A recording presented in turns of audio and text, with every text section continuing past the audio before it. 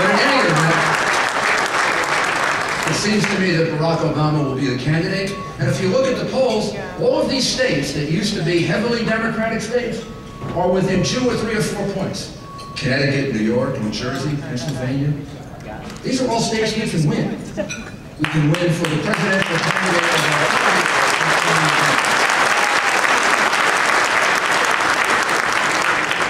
Ronald Reagan did it by contrasting himself with Jimmy Carter, not on an ideological basis, but for being a stronger leader.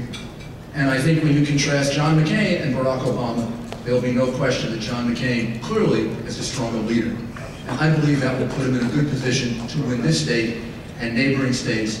And he's going to have a great political party with Joe and Pete and all of you there to support him and get him through. So let's make sure that we make New York very competitive this time, for the first time really since Ronald Reagan. You can do it.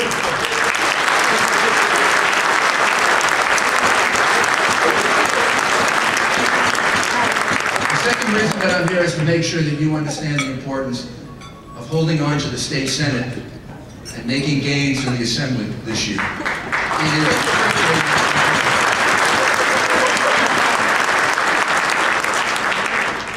Albany is dysfunctional. Without a Republican majority in the state Senate, I don't know what to call it. We need a Republican majority in the state Senate as a check and balance against the ideas that the governor and the Democrats have for dealing with our state. Ideas that include ever-increasing taxes, ever-increasing spending, and making this state an anti-competitive place to place your business or to grow jobs. Democrats don't understand how the economy of this state works. The only help that I ever really got on issues that affected the economy of New York City came from Joe Bruno and from the Republicans in the state Senate and the Republicans in the state Senate.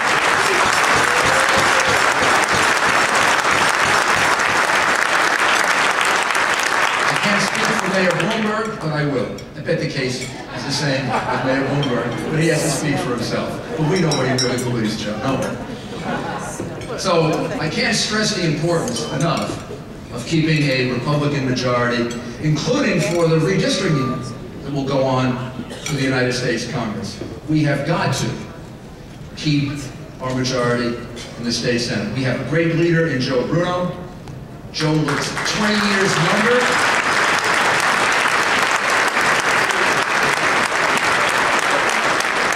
I don't know what happened, but Joe, you look like you went to the Fountain of Youth.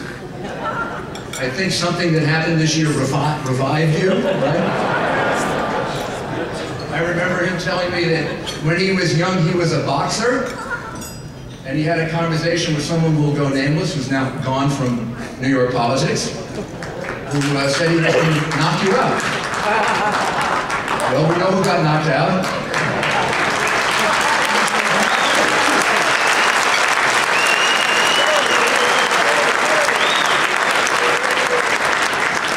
There was no method of betting on this boxing match, even in Las Vegas. But if I could have, I would have put a lot of money on Joe Bruno.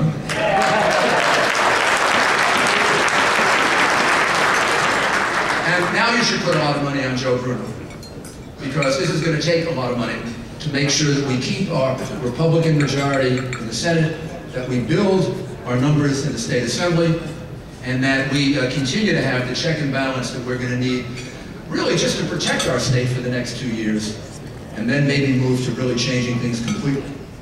And finally, the third reason that I'm here is to ask you not to have your heads down. I keep hearing all over the country that Republicans are dispirited, and Republicans this and Republicans that, and I really don't get it. There's no reason for Republicans in New York to be of low morale or dispirited. You have achieved so much. The city of New York would still be, I believe, the crime capital of America, with the highest taxes, very high unemployment, and very high welfare, if we hadn't had a Republican mayor and a Republican governor, because we had to do it together.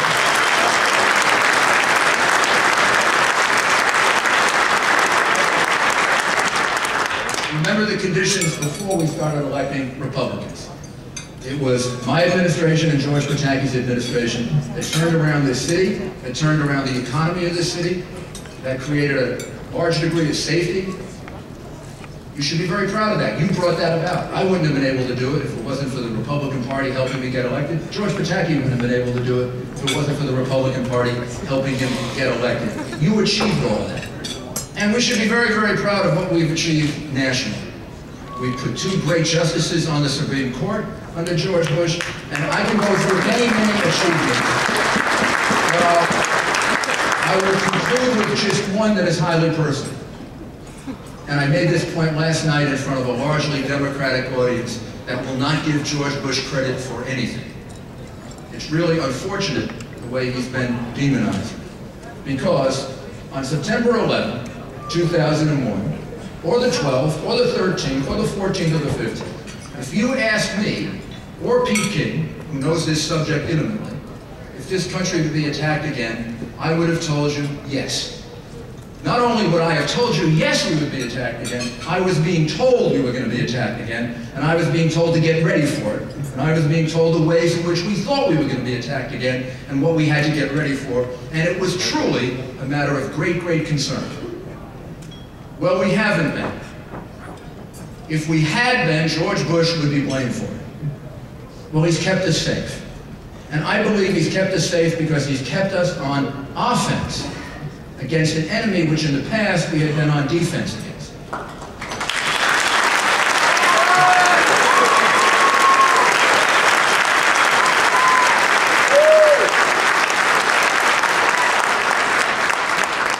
Of course, he made mistakes. Every president makes mistakes.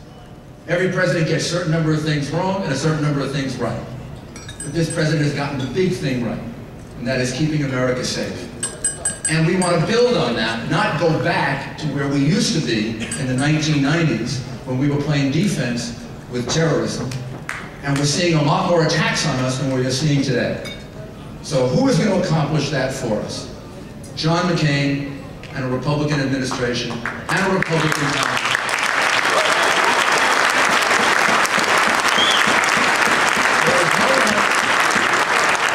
There's no one in Washington that knows more about Homeland Security than Pete King. So if you ever want a long discussion of this, ask him to give you the long discussion. I'm giving you the synopsized version. But we really need you this year. I am very, very encouraged about Joe and Joe. I'm very encouraged by the tremendous turnout, the tremendous enthusiasm. But I want you to hold your heads up high. Your party saved this state, saved this city, and has kept this country safe. And there is nothing more important than that. Whatever mistakes were made, whatever little things were done wrong, of course things go wrong. Every administration. I made mistakes in my administration, George Pataki did in his, George Bush did in his, and the next president will make mistakes in his administration.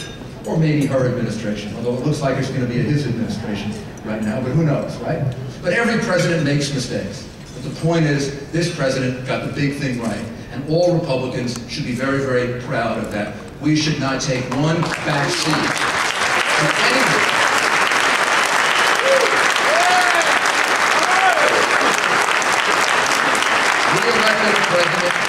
We elected a president who said he would preserve, protect, and defend us. He did exactly that. Republicans have every right to be proud and to go into this next election with our heads held high, which we will do and we will win. Thank you very much.